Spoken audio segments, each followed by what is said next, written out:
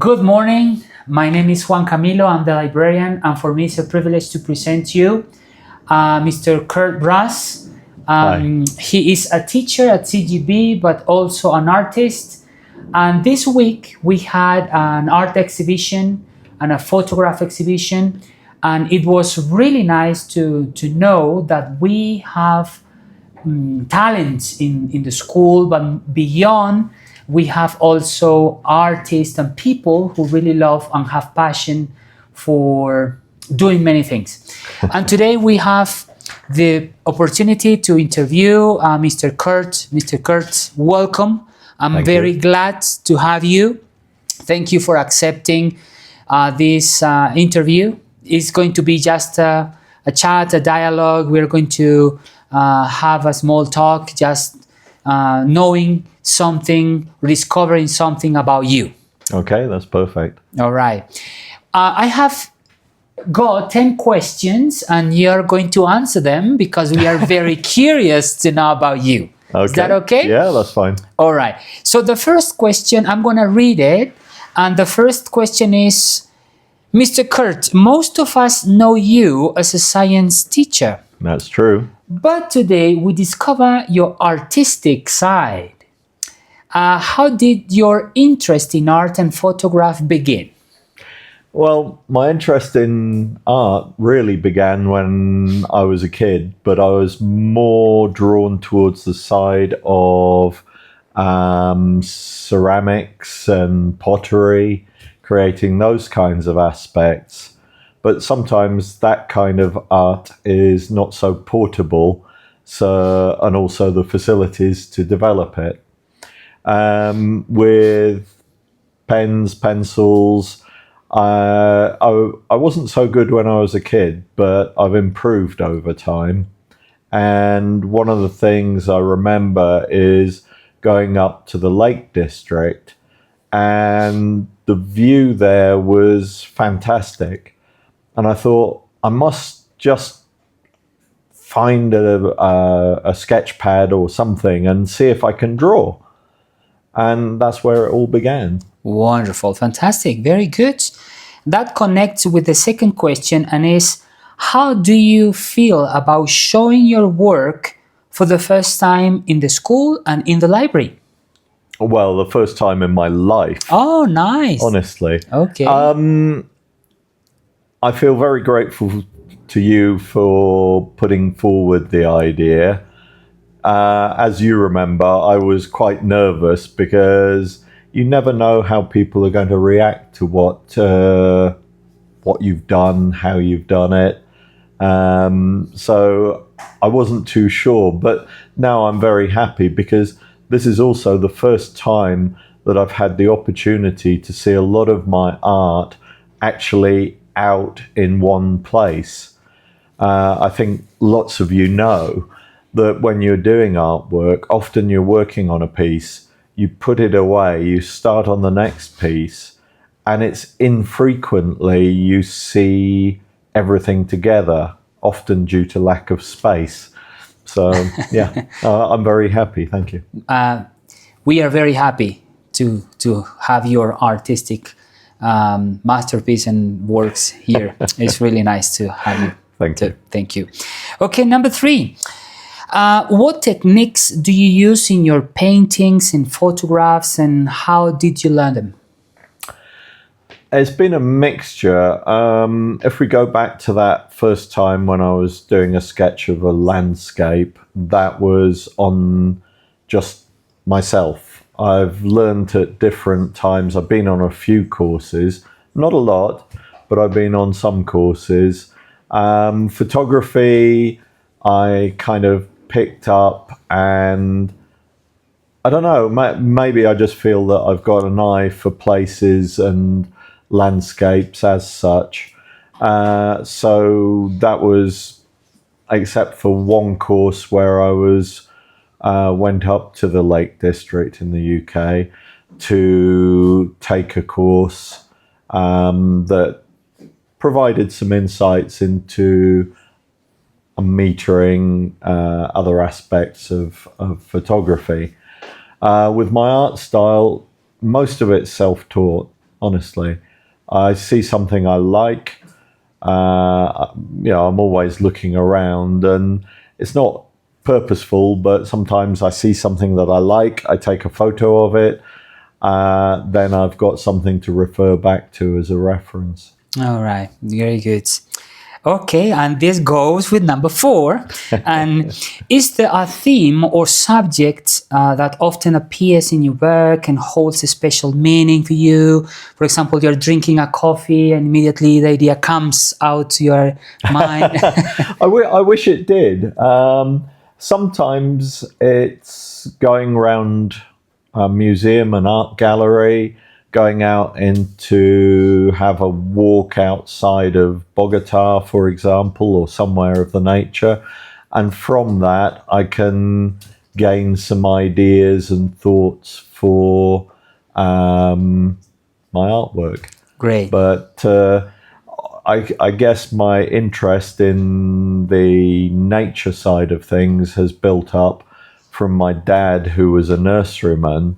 So when I was younger, in my holidays, I would go and help him, and that's where I learnt about plants and trees and shrubs. And I guess nature passed down to me from him. Wow, that really inspires. Very good. Okay. That is number 5. So what inspires you to create people, landscapes, emotions, memories? It can be a mixture. I think I mentioned to you, I'm trying to work on an item that is based on some of the stories my dad told me when I was growing up about his life in Germany. Because he was from Germany, he came across to the UK, met my mum, which must have been interesting times post-war, and from that, it's one of those key points. And other times, I like to look round. I'm always looking at stuff. I don't often walk with my head down on looking just at the path in front of me. Great. So there's always something out there. Great. You are a science teacher, and how do you balance your role as a science teacher and with your passion of art? Often they say that with science, those people that go into science have an artistic aspect as well. I hasten to add that as an analytical chemist in my previous career, I think there wasn't always that much time to work with things. Here, again, it's a little limited. My weekends and our holidays give us opportunities to develop certain things. Obviously, if I was paid just to be an artist, I would be extremely happy. And if there's anybody out there that wants to sponsor me, I'm quite happy to change to Fantastic. Yeah. So you're considering maybe in the nearest future to continue? When I retire. Yeah, when wonderful. I retire, hopefully I can apply myself more. Great. Okay. Okay. This is a very. This is a question focused on students, and what message would you like to students take away when they look at your work? I hope that amongst this collection of things, there are certain things that are inspiring. And what I try to propose is that art can be anything. You've seen some of the models. Well, those I've developed for our CCA D&D, Dungeons and Dragons. Other things are just test pieces. There's one that's unfinished of mountains and woodland. There's early stages where I was absolutely terrible at drawing certain types of animals, and I've tried to show it bare bones and all. And if you can apply the time, guys, then you will have the opportunity to have something brilliant that you think, oh wow, I've progressed. And you see, for me, like 2010 to 2025, 26, there's a mixture of things there. And yeah, it's not an instant fix. It's not like looking at Instagram. It's not 2 seconds and boom, we're there. It's something you have to develop. So take inspiration from it. That's all I can Fantastic. Which of the pieces on display has the deepest meaning or the most interesting story behind? Okay, there are 2 pieces. I love colibris, hummingbirds. I just think they're fantastic.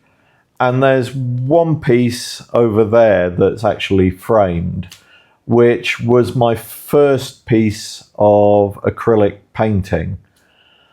I don't say it's fabulous, but it's something I love because I took patience and time over it, trying to develop it. And I think the other one that has a little bit of a story to it is realistically the abstract piano next to Mr. Juan Camilo's desk, which I actually painted and put together for my now wife, but that was when we were going out. So as a music teacher, she was appreciative. Great. Okay. What advice would you give to young people who also have hidden talents but haven't yet discovered them or share them? Okay, sharing is a very difficult process because sometimes we hate to be laughed at, we hate to be ridiculed. That's a natural process. And that was a little bit of my anxiety with working with our fabulous Juan Camilo here. Thank you. But he did convince me that it was a good option to try to show what you can do. I think, first of all, have the opportunity to develop a little further so that you feel more comfortable with presenting it. If you want to, well, your friends know what you do a lot more. So if you can share that with them in some form or nature, then that's great. And if you feel the desire, then, you know, maybe you can do a small exhibition of the work. You've got the gentleman to contact here, so, you know. Thank you. And this is a place to show culture, to show hidden talents that are there. I think your idea of a kind of legacy to the school in terms of showing some of the aspects behind people that supposedly we know, but who knows, you have that other talent not shown, and it's a great opportunity. All right, thank you. One more, and after this exhibition, what artistic or photographic projects would you like to pursue next? What's next in our? What's next in the list? Yeah. I think it's difficult because one of the things that I said to you is that I'm not sure that I've found my actual style, so to speak. Because if you look at all the artwork here, it's very disparate. It's very different. There's certain links with the nature and the photography, and I've always been interested in landscapes, both in producing paintings or in drawings or photographs. For me, I've been looking at one thing, which is producing some artwork that represents some of the ideas and places that my dad knew as a kid. That's kind of Baltic coast, which is part of Poland now. And another is to look at not just using man-made materials for art projects, but natural products, because we have lots of things that get left behind And one of the things I'm looking at the moment, when palm leaves fall down, generally in the street close to where I live, I collect the larger section of them, and I've gathered some pieces which I've basically cured with an antifungal, and I want to try and develop some art pieces based around those, because yeah, it's all well and good buying your paper and everything, but if you can see something that's more environmentally friendly, which is another aspect from the nature side, then to be able to use it. And photography wise, well, I never stopped taking photos. I don't know how many I've got on the system, but too many probably. You're not going to stop for the moment. No. It's something I love, and I want to develop my ability to improve my artwork, whether that's in photos, painting, whichever. Fantastic. This is an extra bonus, 2 more questions, and just inspire me. The first one is, how would you like to be remembered in 10 years? Here or generally? Yes, in 10 years or 20 years in the future. Yes. How would you like to be honestly, remembered? you've inspired me to an extent. It's also a great opportunity because of my sort of 0 birthday. But I would love to be able to put on an art exhibition somewhere else. Great. So that that's an inspiration from you. Thank you. Fantastic to hear that. And one more. in one word. Okay. How would you describe yourself? Or 2? 1 or 2 words. Yes. That's mean. This sounds like an interview question.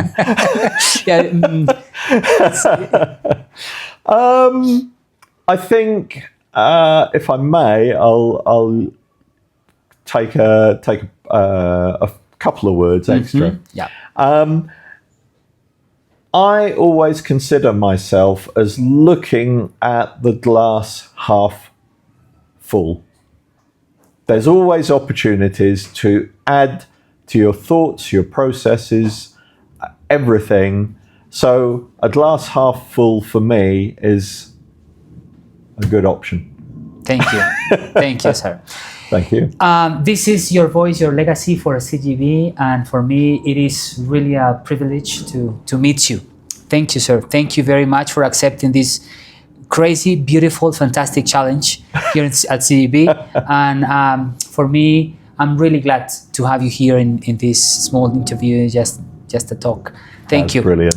Thank you for your time in organizing as well. It is, and it was, and it's going to be my pleasure always. Okay, thank you very much, and see you next time for more. Maybe next year with more. And keep in contact. Okay, bye-bye. Thank you. All Bye. Right. Thank you.